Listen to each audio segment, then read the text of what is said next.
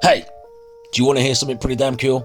They say the chances of you existing at all is infinitesimal. So, the chances of your mother meeting your father and actually having kids is about 1 in 40 million. And then the chances of the right sperm meeting the right egg boosts that number to 1 in 10 to the power of 2.685 million. That's 10 followed by 2,685,000 zeros. To put that in perspective, this is what 1,000 zeros looks like. So you're telling me there's a chance? But this is not what I wanted to say. I don't agree with this. Don't get me wrong, the math is correct and all that, but I have a different take on it.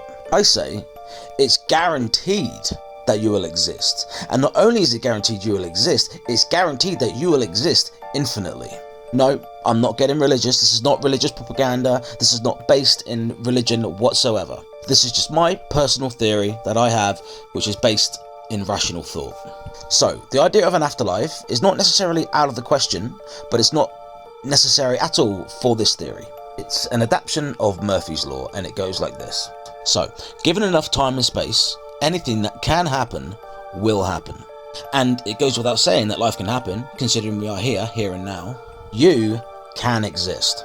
Given that time and space is infinite, it's inevitable that you will exist. Odds are completely irrelevant when we're talking about infinity.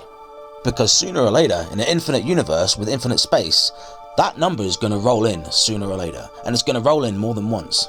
Now, the time frame of this is completely unfathomable to the human mind, and it could very well be that we're not just living in an infinite universe, but an infinite of infinities. You know, if we're talking about the multiverse, and that just makes it even more likely that you're going to exist. And in death, the only thing that I can be sure of is that there's nothing. Space and time does not exist in death. That's not to say that there isn't an afterlife. I don't know, but as far as I can tell, before I was born, there was nothing. The entire existence of the universe played out before me, and I know nothing of it. So it's really irrelevant how much time passes. Eventually, you are going to exist, and then you'll die, and for the rest of the world, you will cease to exist.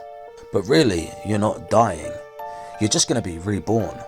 The universe may have run its course many, many times over before the conditions are right for you to be born again. But that's irrelevant because of infinity. It's just a matter of time, and time does not exist for you in death.